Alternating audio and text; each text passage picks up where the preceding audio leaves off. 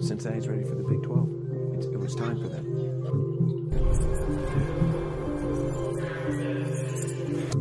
I am fired up.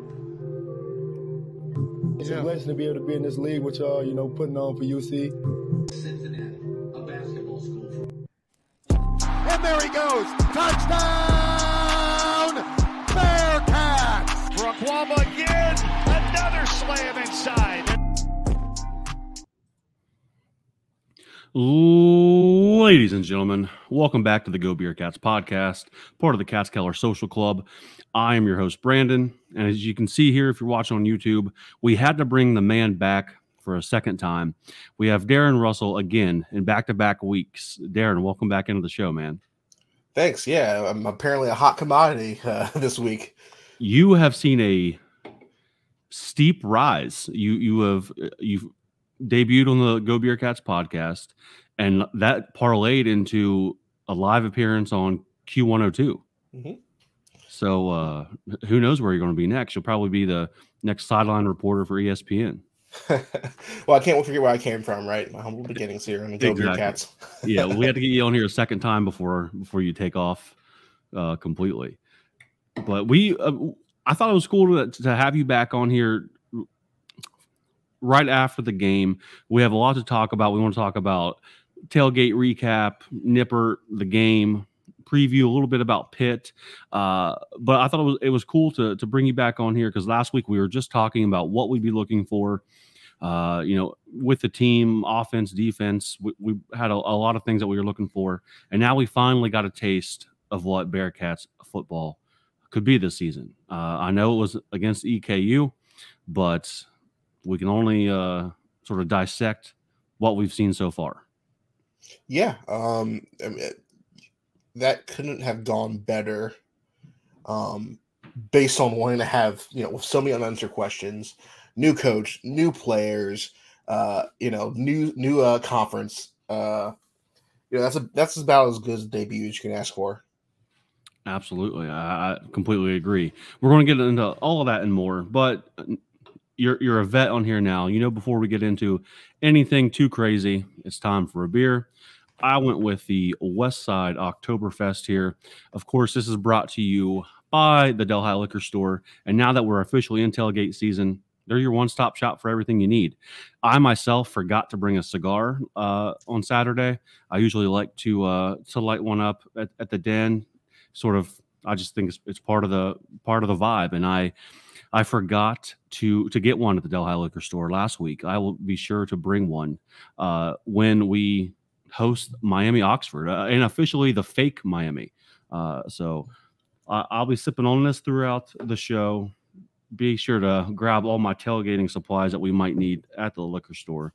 What about you, Darin? You got any hairy dog for the evening? I decided to go a little straight edge today, recovery. So I'm just going with a craft soda. I got Virgil's root beer. There we go. Feeding out there. There you go. Being off tomorrow on Labor Day, I thought, I could have a beer again tonight. So why not? We had plenty of them at the tailgate. That's a great segue to right into the tailgate. Week one of the tailgate at the Den is officially in the books. I thought it went very well. It was very packed. Nice to see some familiar faces and some new ones there as well. It threw me off that the tap on the trailer is functioning. I don't know why I wasn't prepared for that, but that's a cool little thing we got there on the trailer. Yeah, I mean, it's one of those things you think, you've been around long enough. You always, you've probably spied it over there and wonder about its story. Mm-hmm. When was it used last? When did they get that? Has it ever been used? But yeah, no, we decided to do kegs this year for the tailgate to start off and, help supplement the community cooler a little bit. Again, we added to the war chest, got a keg of Cincy Light. Almost lasted the whole tailgate. We might need to either bring 2 kegs or get a smaller half keg of something else to help polish that off when that's all gone. Yeah, not bad at all. The City Bird, is that the chicken tenders we had? Is that what the place is called? Yeah. Those were solid as well. Come early though, because it was packed. I was not, who knew what the crowd at EKU was going to be, right? Obviously it was an official sellout, but still it was 90 degrees, super hot, super sunny. So wasn't sure what the tailgate scene was going to be like. Well, yeah, it was really impressive to see everybody show up. I tell people, give somebody in Cincinnati something to root for, and they'll show up as long as it's got Cincinnati in the name. And it's great we got to sell out, because looking around the whole division, that can be the same for everybody else. There's people who are good teams, loyal fan bases, empty stands for a lot of teams, but not Cincinnati.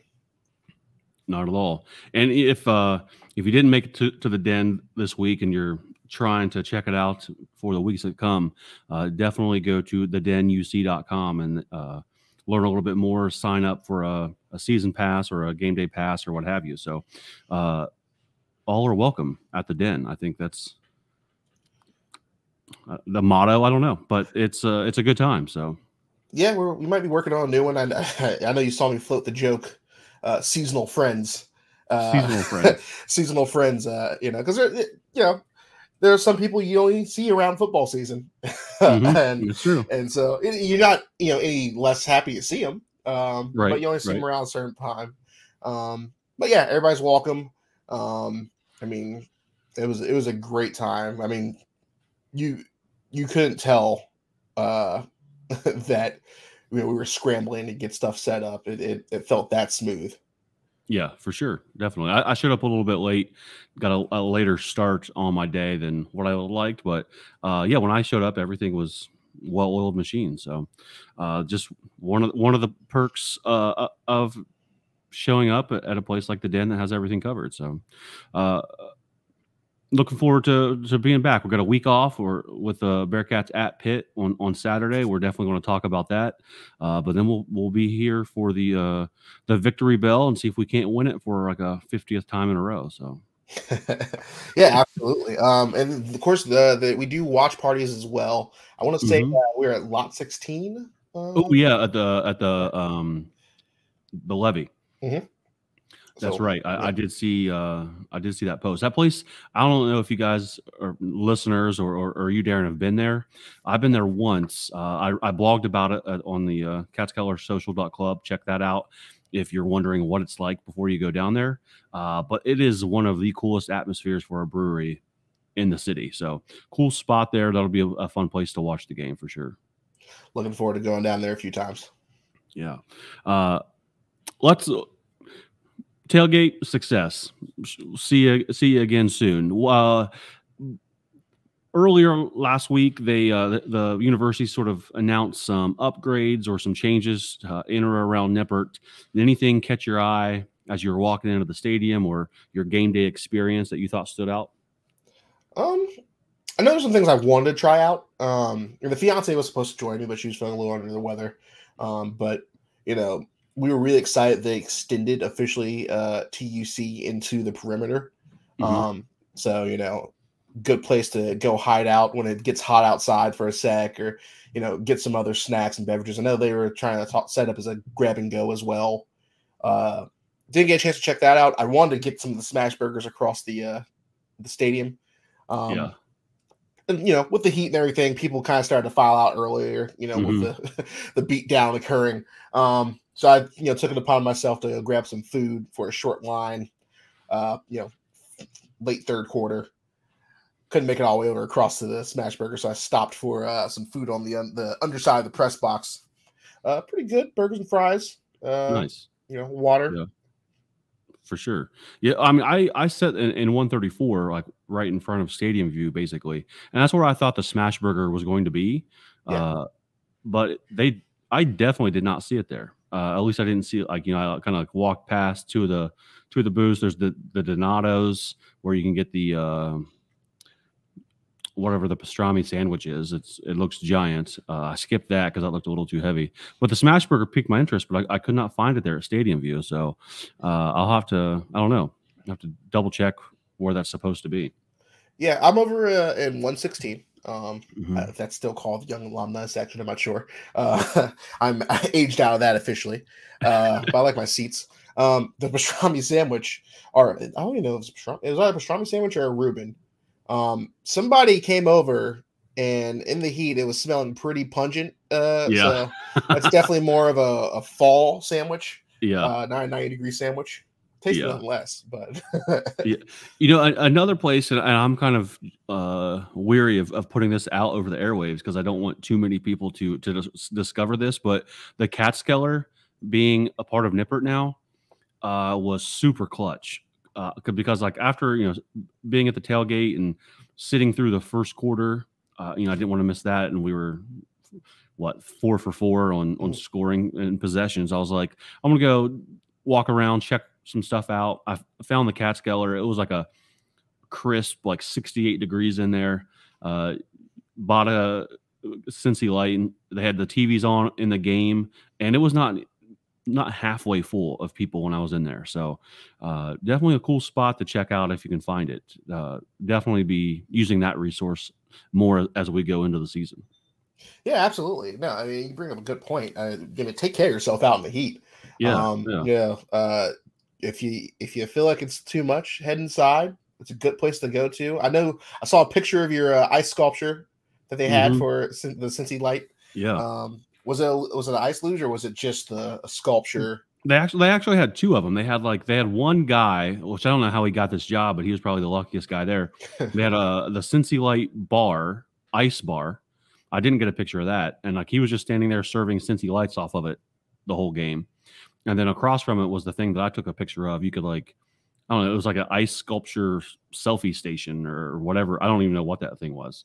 But definitely people were posing, getting their picture like in the little window of it and whatnot. So yeah, that was kind of cool, and definitely something conversational piece to talk about as you're waiting in line for the bathroom or for some pizza or something.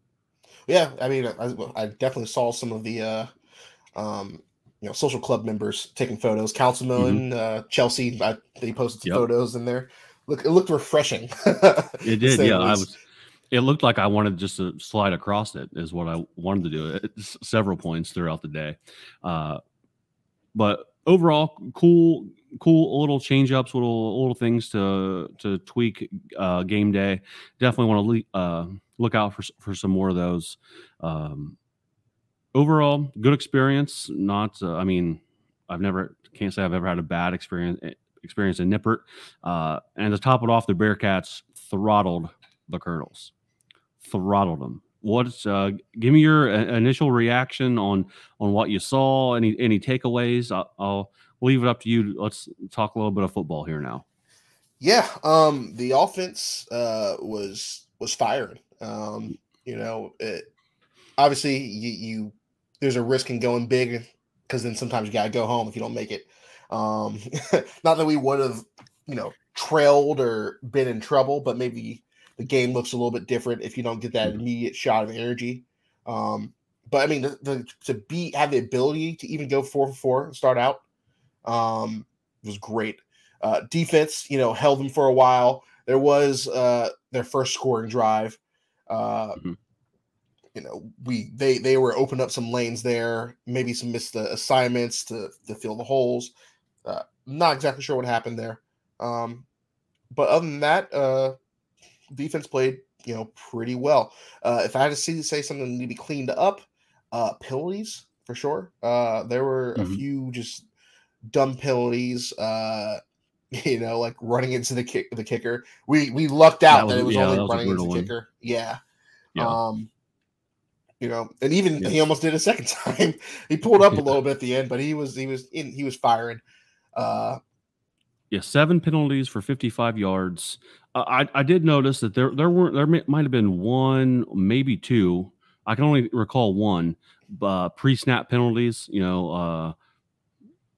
Offense got linemen twitching or jumping off sides. It seems like that plagued us for the past 4 or 5 years.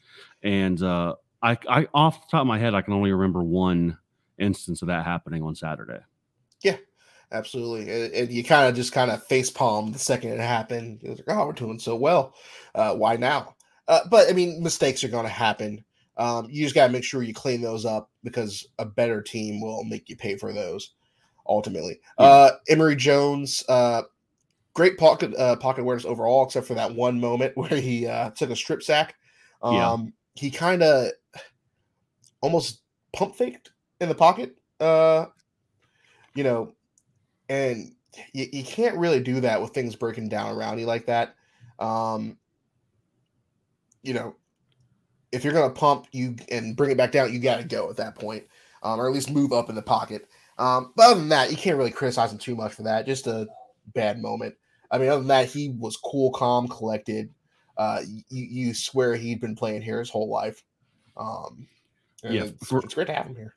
For the first game inside of a new stadium for a new team under a new coach, to go 19 for 23 with 345 yards, only 4 incompletions. That's pretty wild. He had a QBR of 96.6, which is, I don't know what the highest QBR for a debut is, but that's got to be up there as far as Bearcats are concerned. Accounted for 7 touchdowns.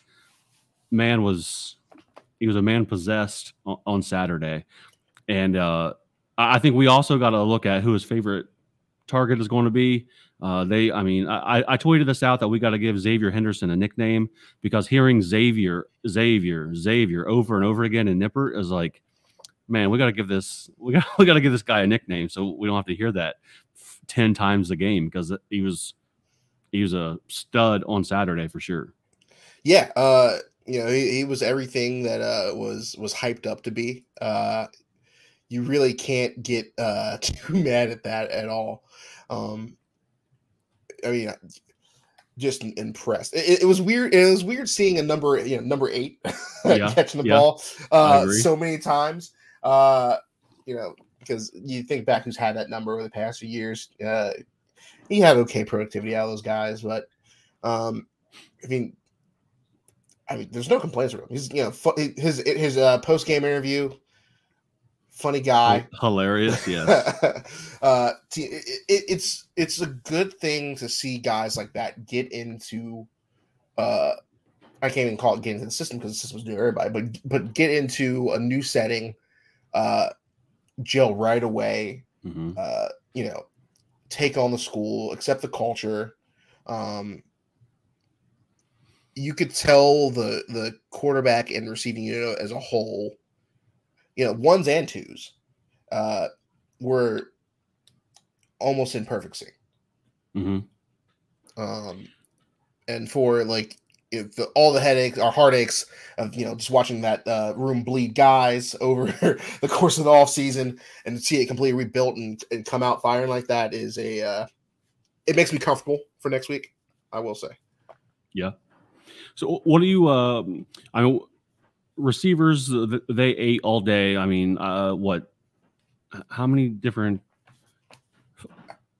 Everybody got touched just about. 6 different wide receivers scored a touchdown. That's pretty wild. So I think again, it's EKU, but I think they came out and the wide receivers had something to prove. Some people were saying that they're going to be a great unit. We didn't really know for sure. I think they answered the call and showed what they needed to show, at least for week 1 against a inferior opponent for sure. And I'm glad to see that, because it's something to build on as week 2 gets much harder. Yeah, absolutely. And to see, when we talked about it, EKU has probably, one of the best quarterbacks at the FCS level. Mm-hmm. Best of the worst, maybe, is what you might want to call it. So he's still a talent for sure. So to see our defense still not get gashed up in moments, from like the 1s, 2s, and 3s, that is a good sign, because you heard the murmurs. Oh, well, if this was a thick team, we'd be winning 38 to 15 or 17 or 24 to 7, something like that. So to see them come out and take care of business as they should, and not only that, spread the love on offense, Everyone on defense getting their name called out at one point or another. It's still a good sign, even against a roster with less talent. For sure. And another good sign, I think, if we move to a different position group here, the running backs, we saw Corey Kiner go over the century mark for, I think, just the second time in his career, but definitely good to see him get over that. He had 13 carries, which is almost double the next guy, Miles Montgomery. So if that's, revealing, or if that's to show what's to come, I don't know if anyone has a problem with it. He looked very solid in this first game, and after that, I did really think Miles Montgomery, as of yesterday, looked like that clear second back or 1-2 option with Kiner. Absolutely. Almost like the back of the future kind of deal. He's a sophomore, so if he doesn't pop off incredibly his junior year, we have him for this year, junior year and senior year. After Corey would leave. So it was really impressive. That whole room, I think everyone made something of their chance. It was good to see Ryan out there playing, to be a senior, to get pushed down the depth chart like that a little bit and still play with a good attitude. You want guys like that on your team. Ethan Wright, runs hard like usual, fights for every single yard, even if it's just one. Quarterbacks, ran well. Obviously, Emory with his probably the play of the day on that scramble. The Brady's showing out. Drogic a little too much. I was worried. I'm like, hey man, you're gonna ruin your future before you even get started a little bit. But when he was out there, I thought he was nervous. Like he was bobbling the snap. He was kind of running around with like a chicken with his head cut off. Definitely some first game nerves for him when he got in late in the game, I thought. Yeah, absolutely. And maybe he didn't expect to be playing as a freshman. And being third on the depth chart like that as a true freshman.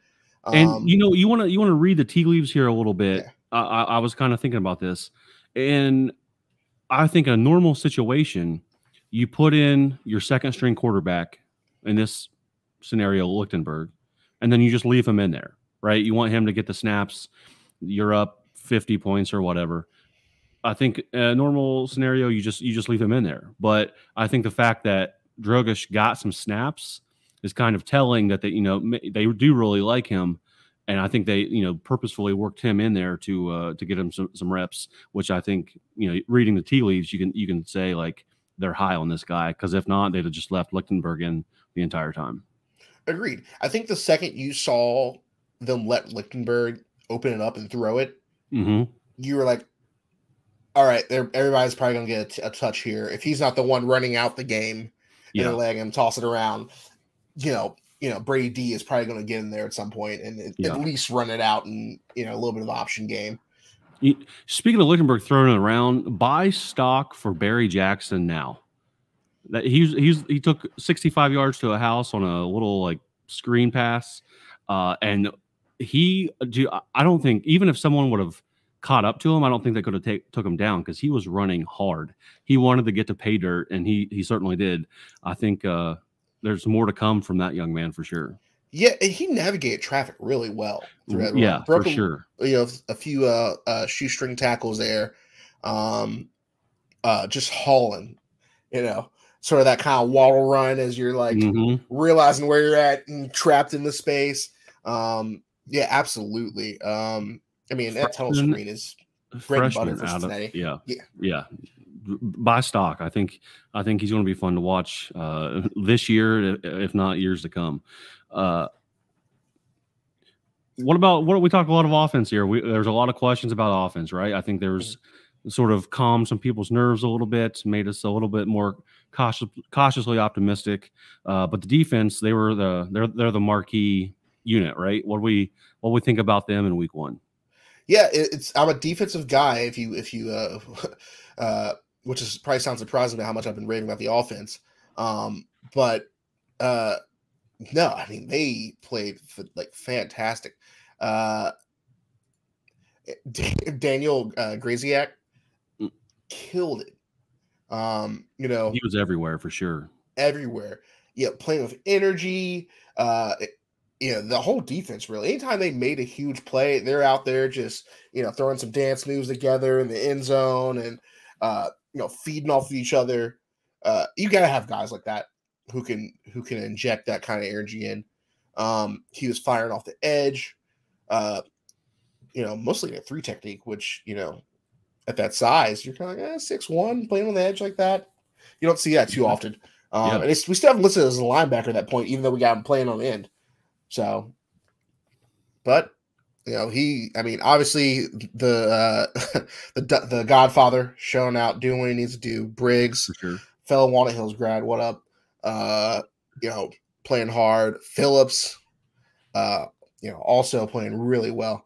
It was good to see a legacy Antoine Peak. I was just about to bring him up, dude. I thought it was so cool hearing. I mean, he got his name called out a handful of times. So it was cool to hear that. His dad played here in the early 2000s, like 2000, 2001, 2002, and then drafted I think Houston. Yes. So it definitely love a legacy and the namesake as well. So it was definitely cool hearing that. But Deshaun Pace, another name we haven't brought up yet. He was flying everywhere as well. Threats, and who was the other guy that had a pick? There were 2. The other one, he had like back-to-back passes. The first one he could have caught for a pick 6. Oh, Justin Harris. And then at the very next play, he did intercept it. So, So again, secondary we had some questions about, and of course, we'll take it with a grain of salt. But at least they're functioning in the way that they should against a lower level team. Yeah, I think the problem that the potential problem with them will be what's behind any of those starters. Yeah. But those look like the cornerbacks that we've had, obviously they were recruited by the previous regime, and they play to that standard that you expect from anyone who recruited through that Fickle era. Threats seems like he did not miss a beat. We already kind of knew he'd be taking that step this year, no matter who was here. Playing fast, playing hard. Looks like he's wised up a little bit, so he's not completely cleaning guys out in risky ways. Obviously, Pace playing that star sniper position really well. No complaints. They calmed any fears. So I'm at least stable on that now. For sure. What about concerns? Yeah. Are there any concerns that you think you're like, we definitely need to watch out for this? Maybe it's a weakness that could get exposed further down the line. I got one for sure. I want to hear what you have first, though. Yeah. Like I said, as I mentioned, penalties. We already talked about that a little bit. I mentioned just a second ago depth at the defensive back position, experience with depth. And then I'm probably picking up what you're putting down. Run defense against better backs. If that back was a little bit faster and there wasn't such a talent difference, no one's catching him and running him down. But there's a few times where they opened up some holes where you could drive a truck through.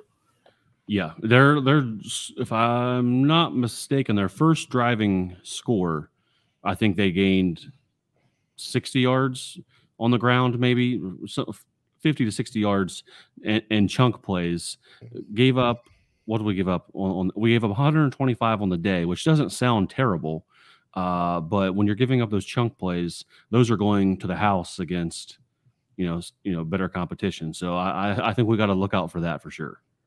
Yeah. And again, it's game one, so it could just have been some freak moments, tired legs. Because we did shut them down any other time they did try to run. Most of those yards did come from big chunk plays where it was just a breakdown. So, you hope more so that's a lapse than an actual anything indicative of a larger defensive problem. You're right. But No. you know, it's hard not to have flashbacks to Tulsa carving us up, you know, with power backs and still, you know, ripping off 6-yard runs. Yeah. Yeah, definitely. What about, Jones had the one strip sack on him.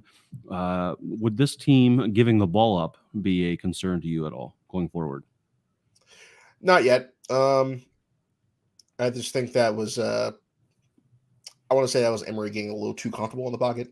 That kind of danger sense maybe died down a bit with us crushing them a little bit.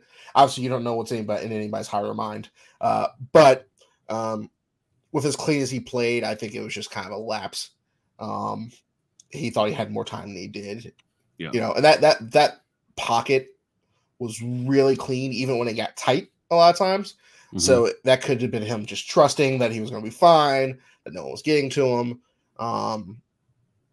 You know, I'd have to see more.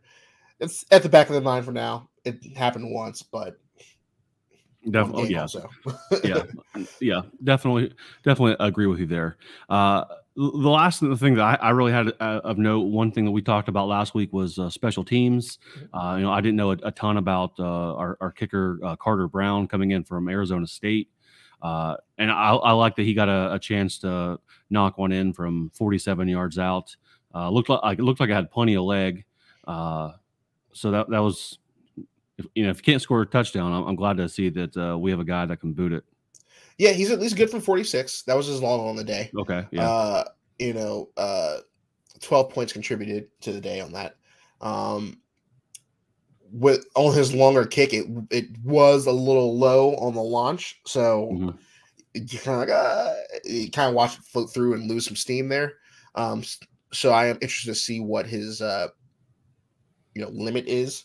It hurt a little bit watching play for the Tar Heels the other day because he was a really good kicker. It's also interesting that we have a lot of specialists for different parts of our kicking game. Different punter, different long, which isn't too crazy at this point. Different kickoff specialist. Mason Fletcher was definitely bored. I know he went for it. He had one punt. He started warming up the first chance we would have had a chance to punt. We went for it on fourth down. He walked out there and kind of bounced up and down, and then saw they were going and kind of wandered back over. But it was a great punt for the one he had. Mason Fletcher doing Mason Fletcher things. Yeah, the Rick's gonna rake. Yeah.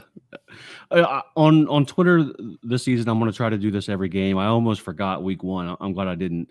But I'm putting this out there for, after every game, your instant reaction, 5 words or less. So I want to read a couple of these here. Some of the better ones that I got on Twitter.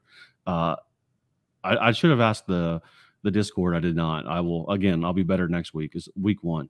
The Den said, hot as F, really fun.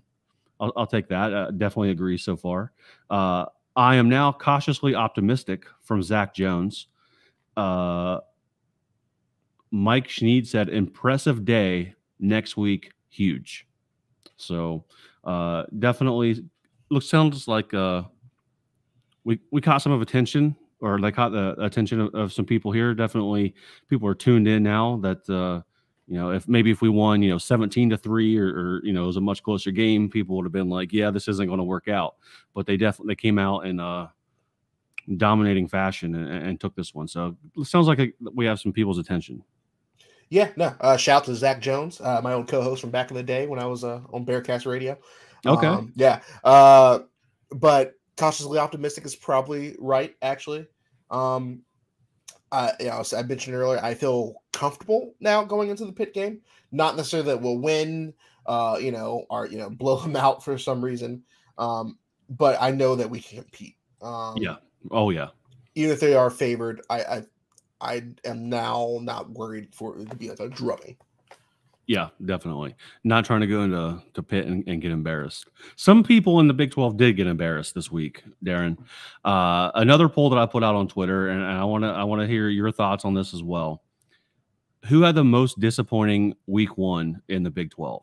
Was it Baylor, West Virginia, Texas Tech, or TCU? All 4 lost. You might want to add a 5th one on there. BYU as well. Did BYU lose? They did not lose, but they struggled against old Sammy Houston in their FBS debut. Oh, you're 14-0? Yeah. That's a win, but that's not convincing. Yeah, and more connections on that later as we get into the episode. You'll be surprised to know. Okay. But TCU, I think they're a little overhyped. Colorado was a little underhyped. Okay. With Oklahoma leaving, them, I won't say breaking the glass ceiling because we broke the glass ceiling, but them running through the glass ceiling behind us, and making it to the CFP and winning a game, really put them on a pedestal, which is good. Give them their flowers. But you heard a lot. Okay, well, with Oklahoma and Texas leaving, it's TCU's conference to run now. Oof. Yeah. So I saw a lot of comments like that, and going into the year, anytime you're ranked and you lose against a non-ranked opponent that's new, it's going to look bad. I think it's a little overhyped just because they were favorites. Texas Tech, Wyoming. I'm not actually too surprised by that. It was a really good game. I stayed up watching that one. Really good finish. But Texas Tech has kind of been, faltering for some years. I probably would have to go with Baylor on that. Definitely underperformed. You are with the majority of 65% of people who has said Baylor. TCU a distant second with 20%, but when you lose that badly, you definitely underperformed. I can see why people pick Baylor. I myself, I kind of thought it was more Texas Tech when just because they had expectations, 10 wins this season. They thought, they still can, but like coming out week 1, everyone's possibly talking, can they make it to the Big 12 championship game? Can they win the Big 12 even? I think out of the 4, expectations was greatest for them because TCU, your coach is Sonny Dykes. I'm sorry to tell you, but I mean, and you lost a ton of talent from that team. So that's not a good combination for becoming the flag bearer of the conference. But to me, it was Texas Tech just because of the expectations. Baylor, though, no disagreement there because I thought they'd be better than that. Yeah, I definitely can concede some points to that on Texas Tech just because of the expectations. But I mean, here's the real thing. Obviously, we are fans of the game. Hyped to be here. Hyped to see these teams play. You think who's good. But it's week 1. You really don't know how good some of these teams are yet. Even with just 1 win, 1 loss under their belt. Maybe Texas State is better this year than people anticipated. Wyoming. I mean, they have a lot of energy behind the program. They've made some changes to their stadium. They've always kind of seemed to fight hard. Again, maybe better than they expected. And even me kind of clowning BYU, maybe Sam Houston, being an FCS power they've been for so long, were able to recruit even better and get some more guys in for that transition and be more competitive. Colorado, TCU, again, maybe TCU has lost more than we, really considered. Maybe Deion's just a better coach than people have considered. You really just don't know until you really get rolling. Week 2, I think there's going to be a lot of questions answered. You have the slate for the Big 12 teams. Like this is going to be another great week, phenomenal week of football. I mean, especially I think you got Texas and Alabama sort of leading the whatever the lineup, I guess is what I'm looking for. But definitely plenty of good matchups. A lot of questions to be answered in week 2. I hope I don't. Okay, I don't know if I definitely said this on the podcast before, but it might have been a long time ago. But I hate when coaches use the phrase measuring stick game. Yeah. I hate that, because that's saying to me that's saying, well, we don't expect to win the game. We just want to, measure how close we could possibly get. I've heard many coaches say that. I heard Fickle say that. I've heard Brian Kelly saying that back in the day. Outside of the Bearcats program too, of course I've heard it, but I hate it when I hear my coach use that term, and I hope he doesn't use that term this week against Pitt, because I think it's a very winnable game for us. I definitely expect to compete, but that's just a little pet peeve of mine. I don't know where I was going with that, but now you know. Well, I mean, it's coach speak. That's really all it is. But coach speak, we give it a name for a reason. It's quirky and weird and has trends in it. Sat may or may not use it. He's a talker, so it might even just slip out. You will start to see at least some consistency start to unfold. I'd say week 4 is kind of where you really have an idea, just because week 2, some teams are still playing their FCS opponents, or who they presume to be weaker opponents, or pay-in games. But like you say, like for example, we got some like Ole Miss Tulane.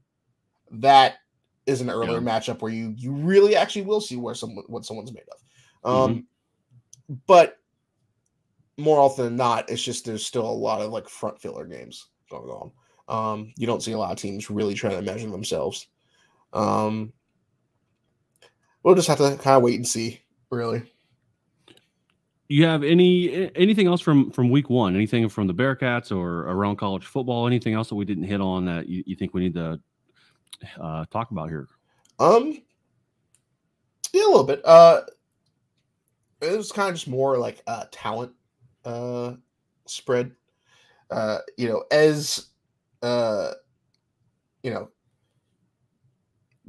there's like the stopgap with COVID and things like that. Some of these guys, they can trickle down, get spread around. Some of these lower teams are better than they expect. The talent is people want to play now more than anything. Maybe they get the bag, maybe they don't. So it's hard to really say, oh, this MAC school's a MAC school, we're probably just going to whoop up on them. Our Conference USA. The landscape has changed a little bit. I don't know if it's going to stay that way consistently once things like that kind of dissipate. But it's really hard to take anyone lightly, or it makes it a little bit harder to guess at some of those things. Then I was also a fan of the locker room celebration. Yes. Love hearing the fight song. I love that they like the fight song. Flip side of that, TCU, one of the guys on Twitter was hot because that most of the players didn't do the alma mater at the end. I saw that, yeah. But I'm not going to be bent out of shape if our players don't do the alma mater. But to see them do the fight song, in the locker room, it shows they have some pride in where they're at. Good point. You're right. There was the before that there was the AD Cunningham giving a game ball for Satterfield's first official win. So that was kind of sort of preceded the locker room celebration there. Then of course he got doused with water, and the fight song echoed throughout the locker room. So yeah, that was a good scene. I did like that as well. Plenty of good moments in the press conference. Like you brought up earlier, Xavier Henderson calling Emory Jones the lunch lady. He made sure everyone ate. That was some definitely good moments post game there for sure. Yeah, I mean, Sat's a funny guy too. So I think when you have guys like that, you can see them take that energy from their coach He was making a joke about it. So I got this print up real fast, you know. Yeah. You know, it's you see people make those comparisons with him and Tommy Tuberville, but is it really just like kind of the draw and the CEO style that, you know? Yeah. I obviously it's one game, but I'm liking what I'm seeing, and I think that those fears should kind of be put to the rest. So I like it, and certainly put on the rest if we can beat Pitt on Saturday. So, I want to preview Pitt here a little bit. I think that's classic Big East matchup here. The Bearcats have had this river paddle trophy for 11 years now. I think it's been a little over a decade since we've played Pitt, but we are traveling there with, well, I'm assuming this trophy's on the line. I don't know why it wouldn't be. So, trophy game matchup here, week 2. What are your reactions? I don't know if you looked into Pitt at all. They beat up on Wolford, the Terriers, 45-7. Kind of, to me, a kind of similar matchup to us and EKU. Pitt went out, did what they were supposed to do. Did we learn anything from it? Maybe, maybe not, but we'll learn a whole lot more about them this week as they take on the Bearcats. Yeah. Pitt, yeah, we haven't played them since, you know, the George win coming out party. Busting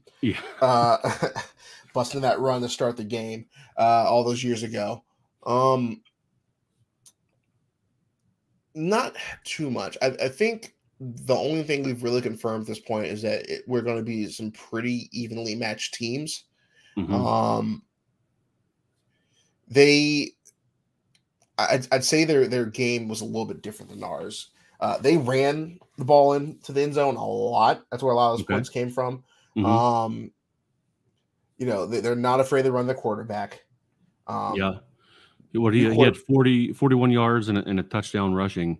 This is, I'm going to guess in pronouncing his name as Jerkovec.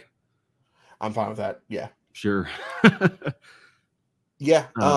He replaces Caden Slovis, who went to BYU. So okay.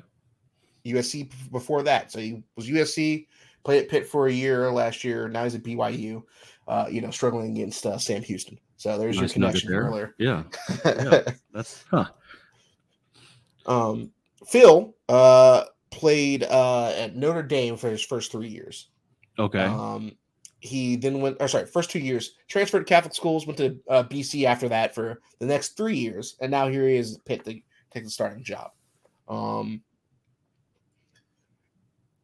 He doesn't seem like he's going to lose you games necessarily. He's going to manage. Pitt plays at least going off of last year, they play a very balanced style of football. They only have their passing only outdid their rushing by maybe like 250 some yards. So they're pretty close in that regard. Their defense ranked better than ours last year. And ours was ranked pretty high, top 15 defense at least. Yeah, I mean, on Saturday they gave up -1 yard rushing, and that's, I don't care who you play, that's pretty good. When overall the other team gained 1 negative yard, while they themselves put up like 490 total yards of offense. So defense seems solid. Yeah, it makes you wonder, are they going to force us to be one-dimensional? I know we said we wanted to be a running stretch offense first to really get things going. It makes you wonder if they're going to force us to kind of beat them through the air. Again, week 1, you don't really know how things shake out, what your identity really is going to be. Who's to say? But based on what we're supposed to be, what we know, it seems like they're gonna try to force us to go to the air and beat them. And we'll see what we can come up with there. I mean, we're definitely might have the guys to answer that call. Multi-dimensional running back room. the offensive line is probably the biggest question there, which I'm glad that it seems like they held up pretty well week one. I mean, with Jones's escapability, I think it might make them look better at times. But yeah, I think their defense will be something to be reckoned with. And on the flip side of that, looking just through their box score, I didn't see one running back that really showed a lot of separation for them. I know Daniel Carter was their leading rusher with 65 yards, 11 carries, I think, but it was pretty well spread out. So they might not have a bell cow, but they got, looks like it's by committee, or at least it was in week one. Yeah, definitely by committee. While he had the rushing stats, at least as far as distance goes, just one touchdown. Sibo Flimster had, oh no, that's not Sibo, sorry. Rodney Hammond Jr. There we go. Had 2 touchdowns. One of them on a busted play, actually. Phil dropped the snap, kind of futzed around with it as he tried to pick it up, and Rodney comes in, swipes it, picks it up, and finds the way into the end zone. So who's to really say who we're going to see? Again, it's kind of a scary week 2 matchup to have. Normally we'd be playing Miami at this point before them. Rivalry game, obviously, but tends to be a little bit more outclassed talent-wise. Yeah. So you have that time to figure out really who you are.